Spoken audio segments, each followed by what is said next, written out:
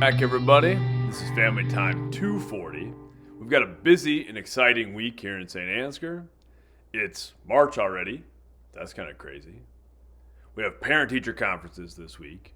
We've got the start of spring break. And very exciting for us is our girls basketball team is competing down at state this week. So a lot going on, a lot to be grateful for. One thing I want to talk about this week is judgment. This is something we do a lot. We tend to place a lot of judgment on different aspects of our life.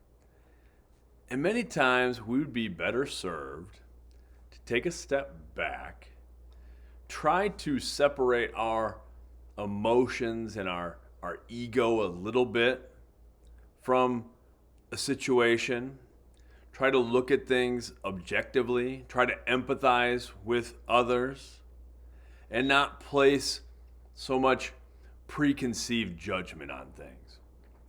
And I think there's a few different ways that we use judgment to our disadvantage. One is in judging ourselves. I see this so often with students where we come in with a preconceived notion and we set limits on ourselves.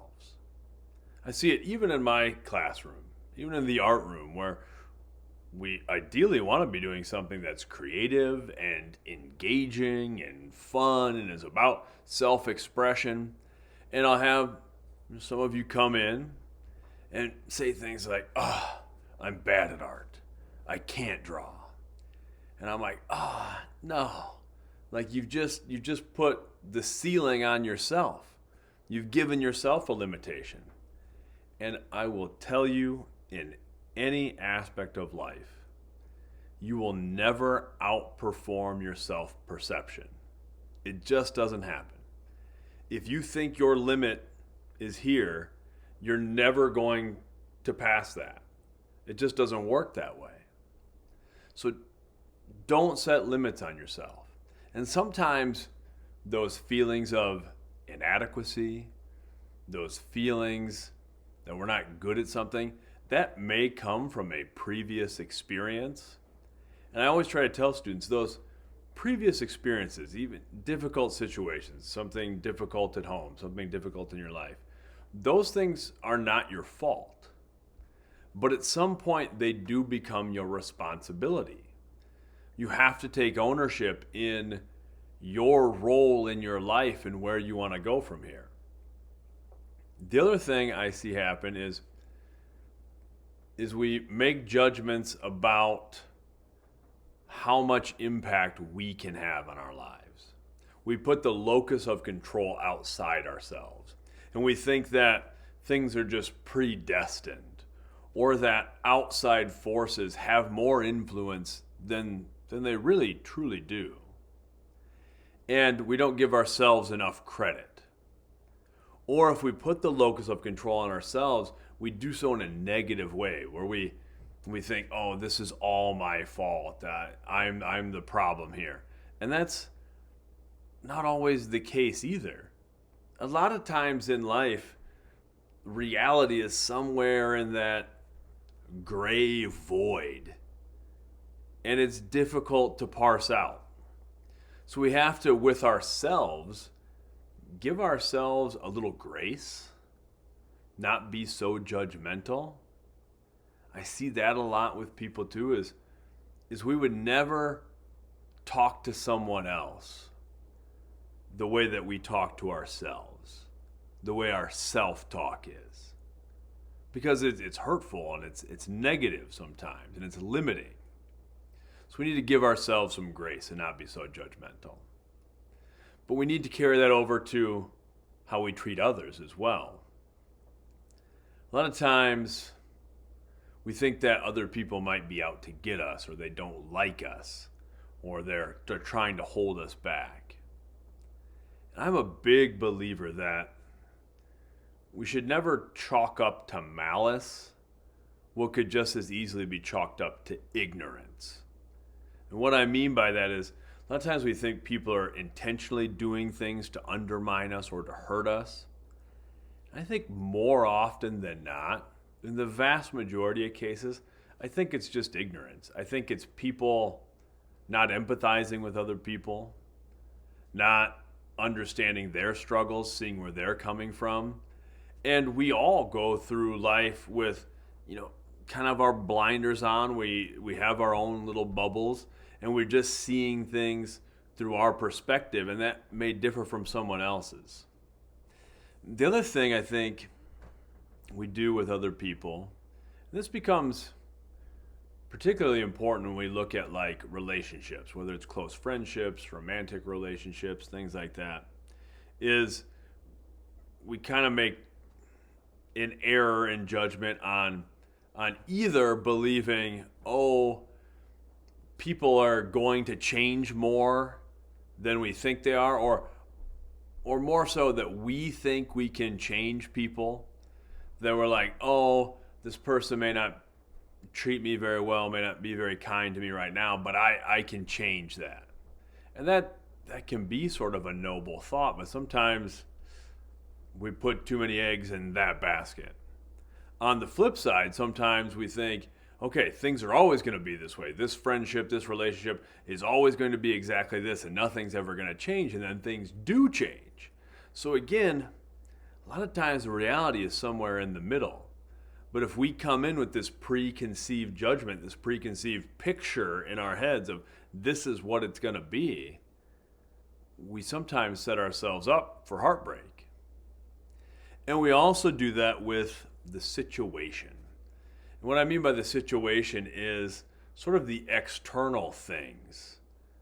Okay, this is like kind of the old, you can't control the weather. There's no sense in getting upset about a rainy day, because we don't have any control over that. That is the situation. That's just the situation we're in. So we can choose to embrace it. We can choose to adapt to grab the umbrella and the raincoat. But that thing is just the situation. And we can choose, we can place a judgment on that thing and decide, well, this is a bad day. That's a judgment. Or we can look at things from a more optimistic perspective and look at things as opportunities, but those are judgments. And I think the first step in trying to be a little more optimistic and seeing things as opportunities is that slight detachment. And I mean that in a positive way, where it's like, I'm going to set aside my emotional reaction for a moment here and try to just look at this for what it is.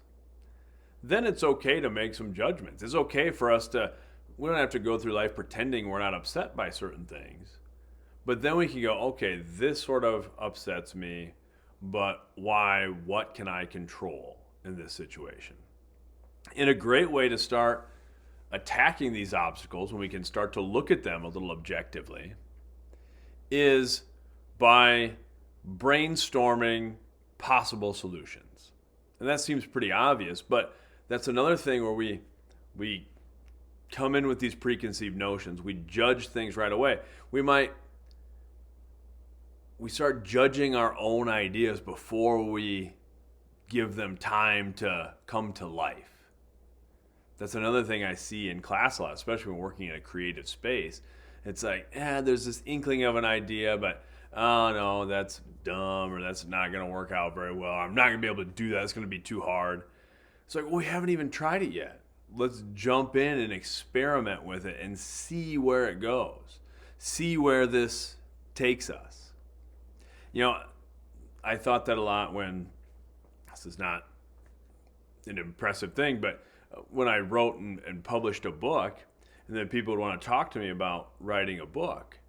And I would be like, great, like, what have you written? They're like, well, really nothing yet. I'm like, okay, well, that's it. Just start writing. Just start.